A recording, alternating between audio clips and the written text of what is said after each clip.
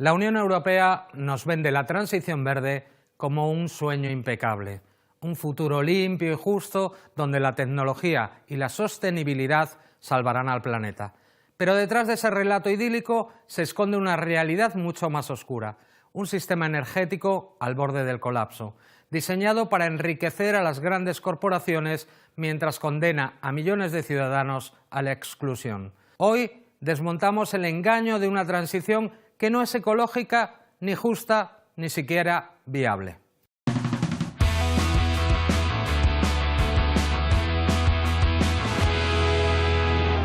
Se nos repite hasta el cansancio que la energía eólica y solar son la solución definitiva, pero los expertos, los que no están comprados por el lobby verde, advierten: estas fuentes son erráticas, incapaces de sostener una red estable sin respaldo de combustibles fósiles o nucleares. Alemania, el ejemplo europeo de la transición, ha tenido que reactivar centrales de carbón mientras sus ciudadanos pagan la electricidad más cara del continente.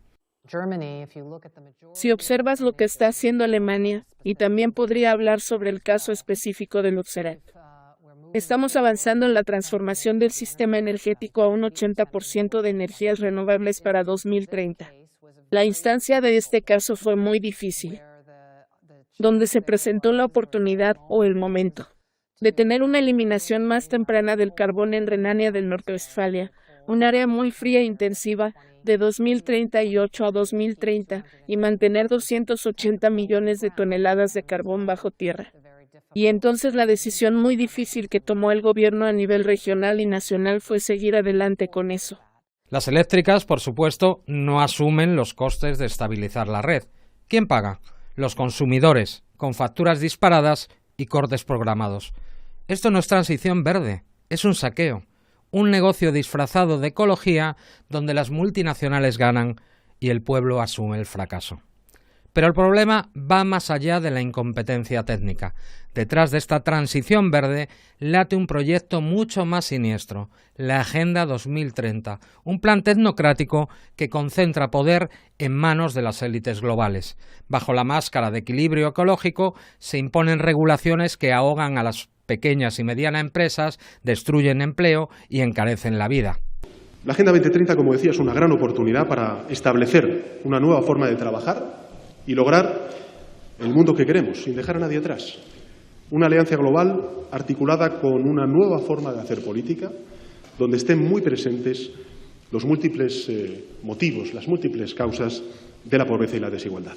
Deseo, como presidente del Gobierno, sinceramente, que estas dos jornadas contribuyan de manera eficaz a la consecución de estos objetivos.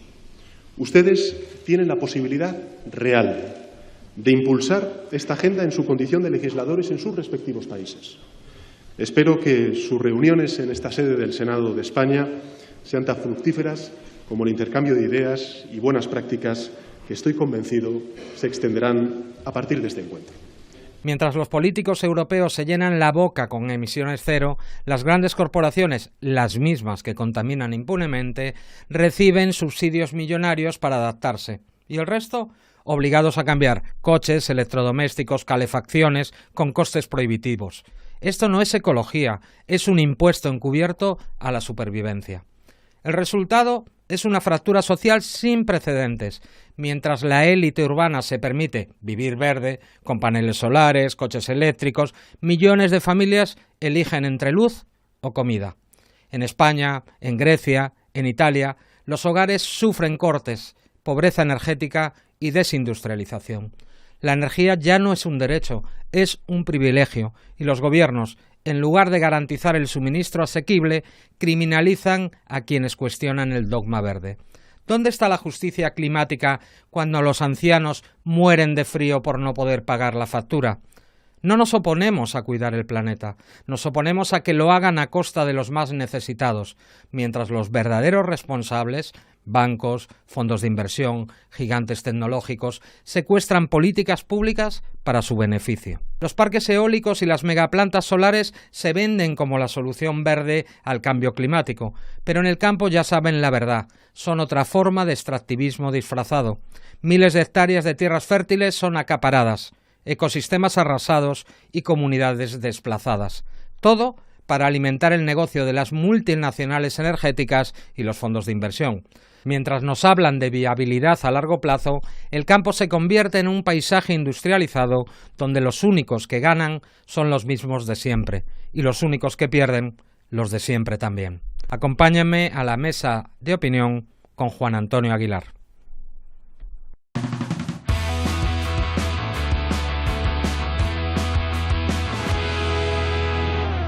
Juan Antonio Aguilar.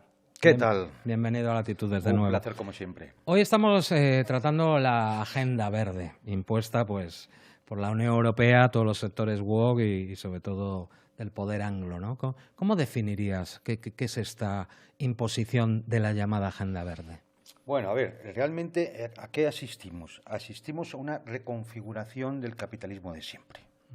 Aquí lo que hay es una confluencia de las megacorporaciones, de las estructuras financieras y de los bancos centrales para, a través de una especie de terror inoculado, es decir, de psicosis colectiva de emergencia climática, en el cual se hace necesario salvar el planeta, ese es el relato, y para salvar ese planeta, pues lo que se busca es ese capitalismo verde, lo que busca es rentabilizar, buscar una nueva forma de conseguir aumentar su tasa de beneficios. Esta es la puñetera realidad. ¿Y por qué digo que es así? Pues porque, hombre, ahí están metidos todos. Es decir, cuando uno observa quiénes son las estructuras financieras, los bancos centrales y las megacorporaciones, resulta que es todo el gran capital el que se ha puesto de acuerdo para defender esta agenda verde, ¿no? Claro, uno tiene que preguntarse ¿y por qué? Pues porque con el temita de los bonos climáticos, que no es una cosa de ahora, es decir, el primer bono climático, el primer bono verde se emitió en 2013, es decir, ya lleva unos años. Bueno, pues hay en juego 45 billones de dólares. Que no está mal. Que no está mal. Entonces, claro, esto es una ingente cantidad de dinero que justifica toda una serie de políticas en las cuales, lógicamente, lo que se va a obligar es a las poblaciones a hacer unos gastos que en principio no se justificarían, pero claro, hay que hacerlos porque hay que salvar el planeta. Y al final esto va a significar una remodelación de toda la estructura económica, de la industria y demás, que inevitablemente va a llevar a un cierto deterioro del nivel de vida que van a pagar, lógicamente, los ciudadanos para salvar el planeta. Y además va a implicar, se va a poner en funcionamiento lo que se denomina la patada en la escalera, es decir, como los países en desarrollo y emergentes no aplican las políticas climáticas, se les va a castigar. O me compran los sistemas de energía renovable, de coches eléctricos o dispositivos eléctricos, etcétera, etcétera, y sostenibles, o no les dejo que ellos produzcan, con lo cual les está impidiendo que ellos puedan desarrollarse y competir contigo. En el fondo es esto, es una especie de neocolonialismo verde, una especie de capitalismo salvaje verde que en última instancia no elimina las contradicciones del capitalismo de siempre. Claro, ni elimina la desigualdad, ni elimina las cuestiones de clase, ni nada por el estilo. Pero eso sí, todo el mundo está muy contento porque vamos a salvar el planeta en función de esa psicosis colectiva introducida con la emergencia climática. Además ya lo hemos visto, cómo ha cambiado durante mucho tiempo. Al principio era el enfriamiento global, luego el calentamiento global. Claro. Yo me acuerdo, en los 70 era el enfriamiento. Luego exactamente igual que las políticas de población con el maltusianismo. En los 60 era la crisis de la superpoblación. Yo recuerdo siendo estudiante, pero de estudiante de crianza básica, que ya se hablaba de la crisis de superpoblación y que a finales del año 2000, a finales del siglo XX, del año 2000, íbamos a ser 24.000 millones, no iba a haber comida para todo el mundo, las hambrunas iban a ser... bueno, después vino la crisis del agujero de ozono, que te acordarás también, sí. Por cierto se ha cerrado el agujero, la crisis de la futura glaciación que también se nos avecinaba, y luego finalmente salió la calentología, ¿no? El calentamiento global. Y entonces dijeron, si no paramos esto, es decir, dentro de 20-25 años superaremos 1,5 grados y esto ya será irreversible. Bueno, el año pasado se superó el 1,5 grados. seguimos. Y aquí seguimos, ¿no? Es decir, no sé si será irreversible o no, pero de momento los grandes megaconsorcios y las grandes estructuras financieras siguen invirtiendo en esa economía verde, en esa agenda verde, con lo cual debe seguir dando beneficio, oye. Hace unas semanas hemos sufrido en España un apagón eléctrico, un blackout que nos tuvo muchísimas horas, en algunos casos, en algunos pueblos, hasta 24 horas. El gobierno todavía no nos ha dado ninguna explicación ni nos la dará, evidentemente. ¿Pero tú crees que tiene algo que ver con la imposición en España de esas energías supuestamente verde, casi sin control? A ver, lo que ocurre con todas las energías renovables, que bienvenidas sean, oye, es decir, tú tienes energías que, digamos, no contaminan, pues ¿quién se va a oponer a ello? Racionalmente no se va a oponer nadie.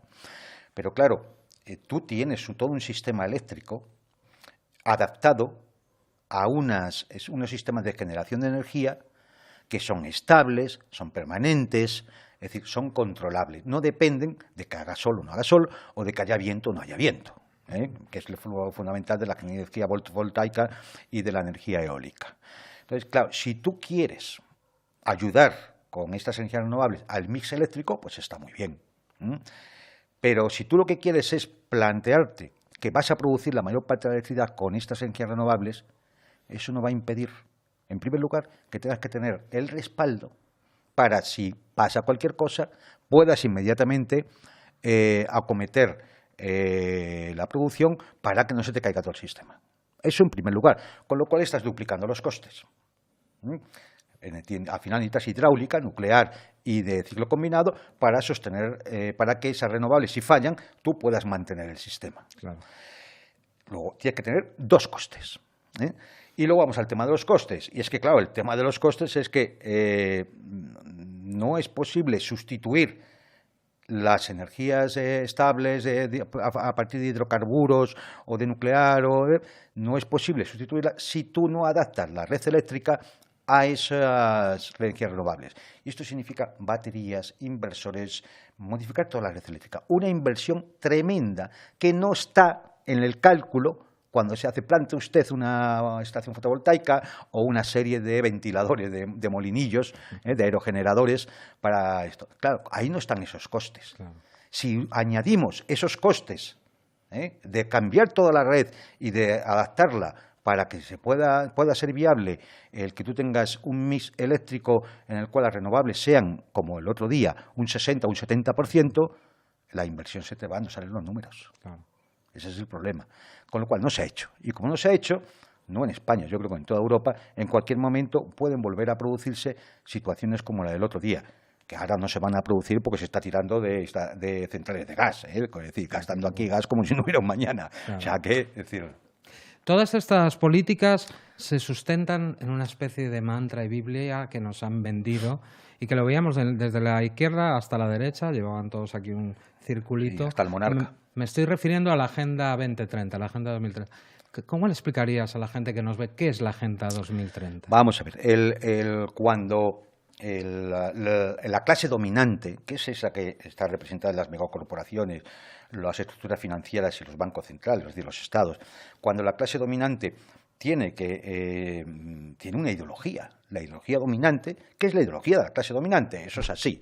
Entonces, bueno, pues al final, de alguna forma, tiene que hacer llegar al público, en este caso es un público global, un programa.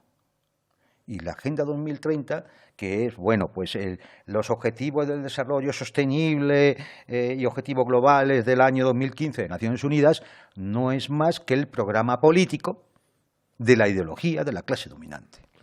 En el cual, ¿cuál es la técnica aquí? Utilizar toda una serie de términos ambiguos, y esto es un sistema clásico de manipulación del lenguaje, términos ambiguos en los cuales nadie en principio se va a oponer, para bonito, claro, introducir. Hombre, yo te puedo decir, tenía por aquí, ¿no? El fin de la pobreza, el hambre cero, la salud y el bienestar, la educación de calidad, el agua limpia y saneamiento, la energía asequible y no contaminante, o sea, el mundo feliz, ¿no? Entonces, claro, ¿quién se va a oponer a esto?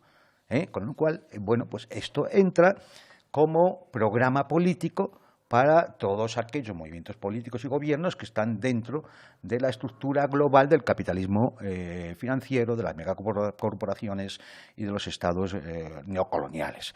Esto es la Agenda 2030. Cualquier otra cosa, es decir, alguien dirá, hombre, pero yo conozco a alguien que trabaja en uno de estos proyectos de la Agenda 2030, que el hombre es... Y seguramente es verdad, pero ¿él quién es? ¿Un empleado? ¿Un voluntario? ¿Un activista, en el mejor de los casos? No, quien domina esto, quien marca esto, es desde arriba, desde el poder. Prueba de ello son los 500.000 euros que se gasta la Unión Europea en subvencionar organizaciones precisamente para que favorezcan la concienciación del cambio climático. Es decir, para que inoculen más psicosis colectiva, más miedo en la sociedad que tiene que comprarse coches eléctricos, ¿no? Y más control de la población por él. Es curioso, ¿no? Porque frente a ese discurso los países de la Unión Europea y algunos, como el motor industrial alemán, siguen utilizando el carbón, los combustibles fósiles. ¿Tú crees que hay aquí un doble discurso o realmente es engaño a los ciudadanos? No, claro, no, hay un doble discurso. ¿Por qué? Porque hay una clase capitalista dominante que quiere rentabilizar sus inversiones y conseguir esos 45 billones de dólares que decíamos al principio, ¿no? Pero claro, luego hay una realidad material, y la realidad material, que es lo que vimos en España con el apagón y lo que se ve continuamente, es que si no puedes sostener el mix eléctrico, si no puedes sostener la capacidad de producción, si no puedes, al final tienes que tirar ¿de qué? Pues de donde hay para sostenerlo. Y así hemos visto cómo en Alemania se volvía a quemar carbón, hemos visto cómo en Francia no se cierran las centrales nucleares, y hemos visto cómo en España, al final, el otro día en el apagón, hasta una vieja central de carbón en el norte de España tuvo que ponerse en funcionamiento, porque no queda más remedio, porque hay lo que hay. Y entonces se llega a esa contradicción. Pero es una de las contradicciones típicas en la economía capitalista de siempre, sea verde, negra o fucsia, da lo mismo. Es una contradicción interna, estructural del modelo capitalista de producción, ¿no? Entonces, España es uno de los países aventajados en la aplicación de esta política. Siempre somos aventajados en lo malo. Sí, siempre. Estamos destruyendo centrales térmicas. Yo me acuerdo, por ejemplo, la de Aspontes, pero otras muchas más. Vamos a cerrar las nucleares. ¿Qué futuro tiene este país energético con estas políticas? Pues mira, es muy triste porque además es una completa estafa. El futuro es que en función de salvar el planeta, el sistema solar y la galaxia entera, en España se va a destruir el campo. Solamente en la provincia de Granada quieren arrancar 500.000 olivos para poner plantas solares que son también muy contaminantes. Mira, tengo un dato aquí simplemente para conocimiento y para que lo piensen los espectadores. Ha habido una tormenta en una estación en Nebraska, una estación fotovoltaica en Nebraska de 14.000 placas solares, que, lógicamente, una granizada se ha cargado las placas. Pero el problema que se cargan las placas es que las placas se hacen, entre otras cosas, con cadmio, uno de los muchos elementos químicos que se utiliza, que es muy tóxico. Cadmio que ha caído a la Tierra. Va a estar contaminada 300 años. Eso no lo cuentan. Claro, eso no se cuenta. Es que no se cuenta que para construir una placa solar hace falta todo un proceso. Es decir, tenía por aquí un dato, creo que, bueno, para un aerogenerador hay que mover 255.000 kilos de tierra para conseguir todos los materiales necesarios. Las aspas, por ejemplo, no son reciclables, fibra de vidrio y otros componentes, algunos como el neodimio, tremendamente contaminantes. Con las placas solares pasa lo mismo, cadmio, galio y otras tierras raras que también son muy contaminantes. Nada de eso cuenta, y es más, esos costes no entran a la hora del cálculo de producción del kilovatio hora que realiza esa estación fotovoltaica. Porque si esos costes entraran y los de reciclaje de todo eso y limpieza de la tierra también entraran, las cuentas no salen. Y entonces, pero como en España somos así, pues están dispuestos a acabar con el sector primario y con la agricultura para llenarlo todo de placas solares y enviar esa electricidad al resto de Europa. España tiene graves problemas en el acopio de energía. No somos generadores de petróleo, a pesar de que Marruecos está explorando cerca de Canarias y se cree que hay bolsas exactamente igual que cerca de Gibraltar, tanto bolsas de gas como de petróleo. Tenemos uranio, somos un país con las reservas de uranio, pero en cambio vamos a cerrar las centrales nucleares. Por otro lado, hemos cerrado las minas asturianas y queda muy poquito en el Bierzo y aún así importamos, ¿no? Carbón de otros países, ¿no?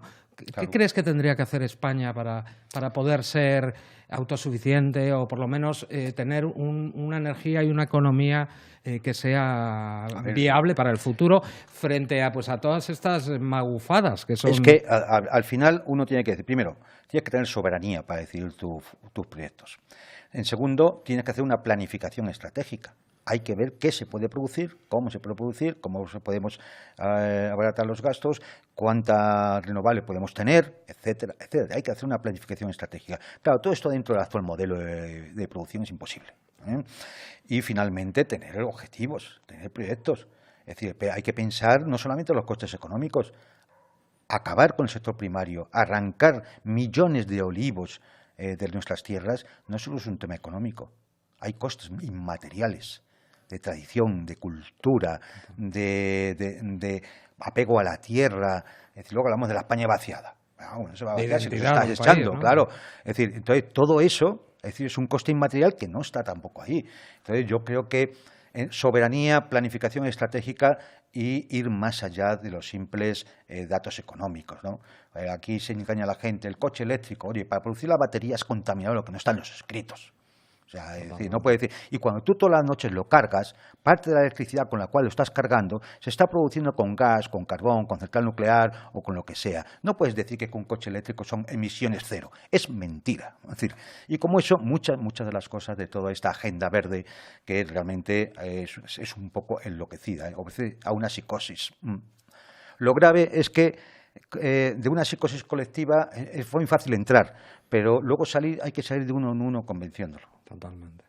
Bueno, Juan Antonio Aguilar, muchas gracias. No te voy a decir ya que te veo dentro de 2 semanas porque lamentablemente este es el último programa, pero agradecerte haber estado con nosotros. La gente que nos ve sabe que te puede buscar en la red, en el Instituto Español de Geopolítica para seguir escuchándote. Muchas gracias por haber estado en Latitudes. Ha sido un placer y, bueno, más proyectos habrá en el futuro. ¿No? Seguro. Un abrazo. La transición verde es un espejismo, un recurso para imponer control, dependencia y desigualdad. Si no despertamos, el futuro no será sostenible. Será un nuevo feudalismo energético donde unos pocos decidirán quién tiene derecho a la luz, al calor, al agua y hasta la vida misma. En Latitudes nos preguntamos, ¿quién paga realmente esta transición? ¿Quién se beneficia? Y sobre todo, ¿cuánta gente más debe caer en la pobreza antes de admitir que nos están engañando? La verdadera crisis no es climática, es del poder. Llegó el momento de despedirnos. En este último episodio de Latitudes queremos agradecerles por acompañarnos en este viaje de análisis y reflexión, a nuestros televidentes, colaboradores y al equipo. Gracias por hacer de este espacio un lugar para pensar críticamente el mundo que nos rodea. Aunque el programa termina, el diálogo no se detiene. Les invitamos a seguir cuestionando, discutiendo y construyendo desde sus trincheras. Ha sido un honor. Hasta siempre.